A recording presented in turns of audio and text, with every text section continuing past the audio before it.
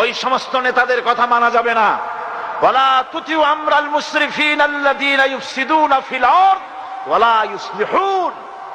সেই সব নেতাদের আইন মেনো না, সেই সব নেতাদের কথা শুনো না যারা জমিনে ফাসাদ সৃষ্টি করে, যারা অন্যায় কাজ করে, গুনাহের কাজ করে, সংশোধনের কাজ করে না, ওদের হুকুম মেনো না, এসব নেতাদের আনুগত্য করো না।